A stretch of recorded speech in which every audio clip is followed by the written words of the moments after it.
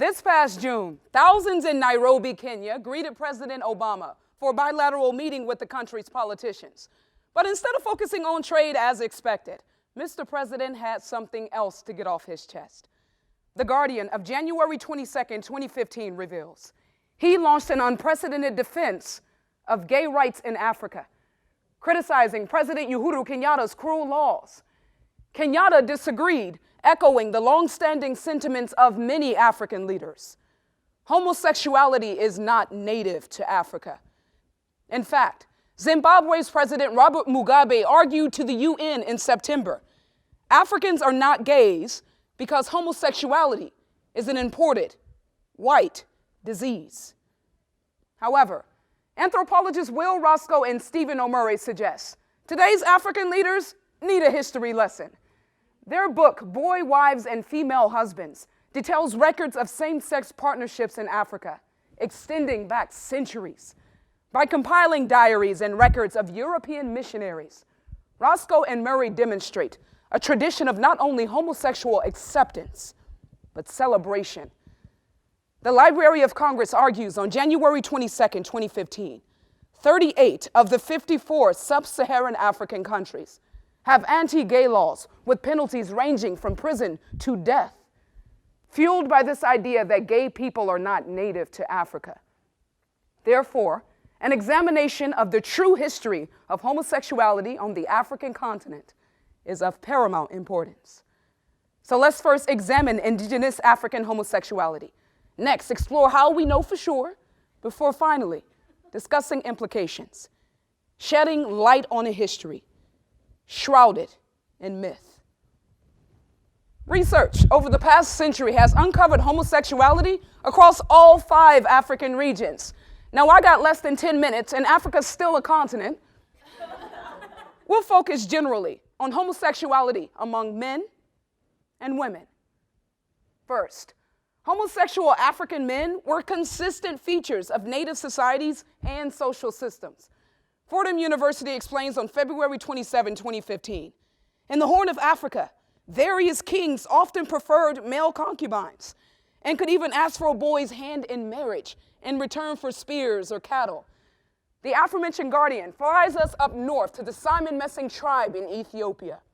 These men had alternative gender identities. They dressed as women and had sexual contact with other men. Down south in Namibia, a caste of male diviners known as Zivibanda were believed to carry powerful female spirits they could pass on to other men through anal sex. Next, tribadism existed throughout the continent, which is the practice of women taking on what we think of as male roles, along with sexual contact with other women. Roscoe and Murray explain, the Wawihe women of the south in Namibia would participate in mutual masturbation ceremonies for spiritual connection and empowerment. In reference to lesbian marriages, Zulu women of my homeland, the Gambia, could marry other women by giving male cattle to her family. Harvard Law of November 14, 2014, details the life of badass warrior woman Nzinga Ndongo of Angola. She ruled as king. She often dressed as a man and had a harem of wives with whom she was very intimate. Yes, king. Considering the harsh treatment of homosexuals in Africa today, it's hard to imagine this rich history of embracing diverse sexual expression. So how do we know these attitudes were so prevalent? And what changed? To find out, let's discuss colonial, documentation, and influence. First, much of our knowledge surrounding indigenous African homosexuality comes from early colonial reports. When Christian European colonists first arrived, they wrote in great detail about what they found. One of the first works came from English historian Edward Gibbon's 1776 book, The Rise and Fall of the Roman Empire, in which he documented homosexuality in the tribes he encountered. Fast forward years later, British explorer Sir Richard Burton published a series of diaries detailing his travels throughout the continent. But his writings shifted from unbiased description to judgment, claiming the Negro race is tainted with sodomy and tribadism. These writings linked same-sex attraction to a general definition of African otherness. a belief that would drive Europe's mission for decades to come. Next, these writings served as a catalyst to challenge indigenous African social and religious systems. The central mission of Christian European colonists was to spread the religion, and Black Africans, above all other native people of the world, most epitomized the primitive man in need of moral cleansing and guidance. The Washington Post explains on January 20th, 2015, magistrate courts established by the British South African Company dating back to 1892 created mass hearings to prosecute homosexuals accused of sodomy or lesbian acts. The BBC continues on July 1st, 2015. This moral war spread throughout the continent as tribal chiefs and village courts of law were traded for the European Penal Code, labeling homosexuality as the foulest crime. Turns out, the West didn't bring homosexuality. It brought homophobia. In Zimbabwe, archaeologists found a cave painting of two men having sex. It's 2,000 years old. Our re-examination of indigenous African homosexuality yields two implications concerning colonialism and identity. First, Africa is suffering from a colonial hangover. The Independent explains on February 1st, 2015, after colonists left, African governments inherited not only legal and religious institutions, but maintained the moral war against homosexuality. Europe sowed the seeds of hatred, and the harvest continues today. Mother Jones argues on February 25th, 2015, continued campaigns fuel the persecution of gay Africans.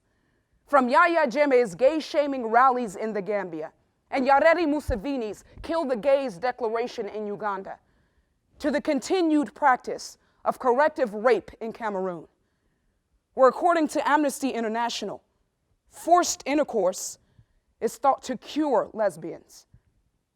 Ultimately, the systematic discrimination of LGBTQ African groups highlights an unfortunate reality in our supposedly post-colonial world.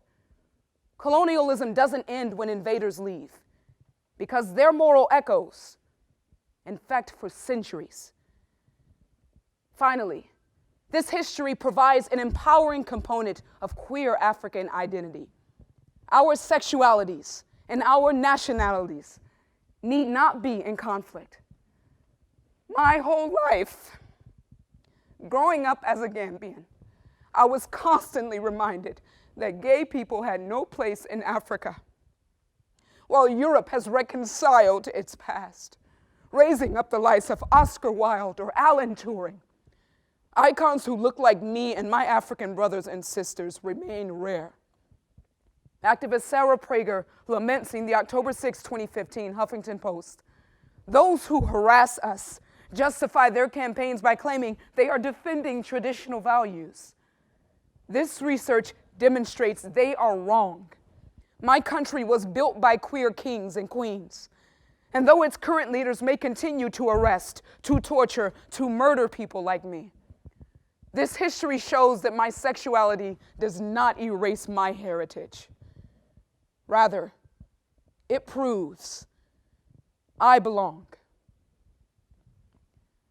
Perhaps President Obama's plea for equal rights could have been enhanced by appealing to Kenya's rich history of homosexuality. If only he'd known. Today, we discuss indigenous African homosexuality, colonial documentation, and implications. Although current leaders may continue to ignore this history, it sends a powerful, inspiring message to LGBTQ Africans. We are part of an adoptive family, going back through every generation of human existence.